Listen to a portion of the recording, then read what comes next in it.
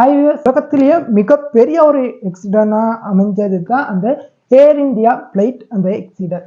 அந்த பிளைட்ல இருந்து பல விஷயங்கள் இப்பதான் ஒண்ணா வெளியே வந்துகிட்டு இருக்கு.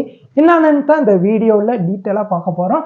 நம்மளோட சேனலை இப்பதான் புதுசா வியூ பண்றீங்கன்னா சப்ஸ்கிரைப் பண்ணி வச்சிருங்க. அப்பதான் நம்ம போடுற வீடியோலாம் உங்களுக்கு நோட்டிபிகேஷனா வந்து சேரும். நீங்க பண்ற ஒவ்வொரு சப்ஸ்கிரைபர்ஸும் தான் நான் நெக்ஸ்ட் வீடியோ போடுறதுக்கு எனக்கு ஃபுல் சப்போர்ட்டா இருக்க போகுது. அதனால நம்ம முடிஞ்ச அளவு நம்ம வீடியோ சப்ஸ்கிரைப் பண்ணி விட்டுருங்க. அப்ப இந்த இன்ஃபர்மேஷன் எல்லாத்துக்கும் தெரியவும் வரும். வாங்க வீடியோக்குள்ள போகலாம்.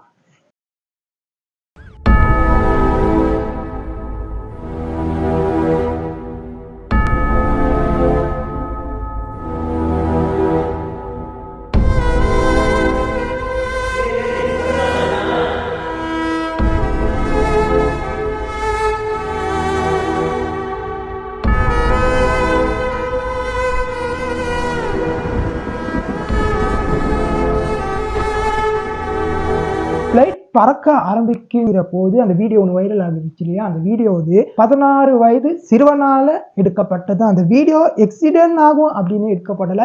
பிளைட் வந்து கிட்டத்துல போகும்போது யதார்த்தமா எடுக்கப்பட்ட வீடியோ. எக்ஸிடென்ட் ஆகும்போது நீங்க எல்லாமே பாக்குற வீடியோ. இந்த சிறுவனை வந்து போலீஸ்ல விசாரணை செஞ்சிருக்காங்க.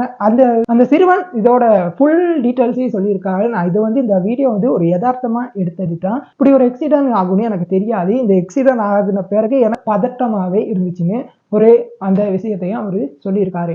செகண்ட் வந்து அந்த விமானத்தை ஓட்டக்கூடிய பைலட் 57 வயசு. அவருக்கு 3 டேஸ்க்கு முன்னுக்கு அவருக்கு வந்து அம்மா இல்ல, அப்பா மட்டும் தான். அப்பாவுக்கு 85 வயது. அவர் ஒன்று சொல்லியிருக்காரு. என்னன்னு பார்த்தா, இந்த பிளைட் ஓட்டுற வேலையெல்லாம் ரிசைன் பண்ணிட்டு முழு நேரம் உங்களை வந்து பார்த்துக்க போறேன்னு அவரு சொல்லியிருக்காரு. அது மட்டும் இல்லாம ஒரு ஃபேமிலி இந்தியாவில இருந்து லண்டன்ல போயிட்டு செட்டில் ஆகக்கூடிய மாதிரிக்கே இங்க உள்ள வேலையெல்லாம் ரிசைன் பண்ணிட்டு தன்னோட புது லைஃப்பை புதுவிதமாக ஆரம்பிக்கிற மாதிரிக்க லண்டன்ல வேலை தேடி அங்கேயே போயிட்டு செட்டில் ஆகுற மாதிரிக்கே, அதாவது 3 பிள்ளைகளும் அவருக்கு இருக்கு. கடைசியா பிளைட்ல போகும்போது செல்ஃபி ஒன்று போட்டு ரிலேஷனுக்கு ஷேர் பண்ணியிருக்காரு. என்ன கேட்டால், என்னோட புது லைஃப் வந்து ஸ்டார்ட் ஆக போகுது, நான் லண்டன்ல போயிட்டு செட்டில் ஆகி அங்கேயே ஒர்க் பண்ண போறேன்னு அப்படி ஒரு டாபிக்ல ஷேர் பண்ணிட்டும் போயிருக்காரு. அது மட்டும் இல்லாம நம்மளோட லைஃப்ல எடுக்கிற ஒவ்வொரு முடிவும் நம்ம லைஃபையே ஃபுல்லா சேஞ்ச் பண்ணணும்னு இந்த ஒரு விஷயத்தை பார்த்த பிறகுதான் நானே தெரிஞ்சுக்கிட்டேன். அது என்னன்னு பாத்தீங்கன்னா, ரமேஷ் அத்தனை பேர் இருந்தாலும் ஒருத்தர் மட்டும் உயிர் தப்பினாருன்னு பாத்தீங்களா? அது வந்து பிளைட் பறக்க இருக்க ஒரு 5 நிமிஷத்துக்கு முன்னுக்கு தன்னோட ஷீட்டை வந்து மாத்திருக்காரு. அதாவது எமர்ஜென்சி கதவு அந்த ஷீட்டை கேட்டு வாங்கியிருக்காரு. நம்ம எடுக்கிற ஒவ்வொரு முடிவும் நம்ம லைஃபையே சேஞ்ச் பண்ணும். பட் அவர் வந்து இந்த ஷீட்டை வாங்காம அந்த சீட்லேயே இருந்திருந்தாலும் அவரும் இன்னைக்கு இறந்திருப்பாரு. அது மட்டும் இல்லாமல் நம்ம லைஃப்ல இருக்க ஒவ்வொரு முடிவும் என்னைக்காவது ஒரு நாள், எப்பயாவது ஒரு நாள் ஒரு சேஞ்சை கொண்டு வரும். விமானத்தில் இருக்கக்கூடிய கருப்பு பெட்டின்னு பார்த்தீங்கன்னா, என்னென்ன ஆபத்து நடந்துச்சு, என்னத்தால இந்த பிளைட் எக்ஸிடென்ட் ஆகுச்சு, எல்லாமே டீட்டெயில்ஸும் இருக்கிறது தான் அந்த கருப்பு பெட்டி. பைலட் கடைசியா என்னென்ன யாருக்கிட்ட பேசியிருக்காங்க, கண்ட்ரோல் ரூமுக்கு கால் பண்ணது எல்லாமே இருக்குது. அந்த எல்லாமே பதிவாகி இருக்குது அந்த கருப்பு பெட்டி தான். அந்த கருப்பு பெட்டியும் இப்போ மீட் எடுத்து இருக்காங்க.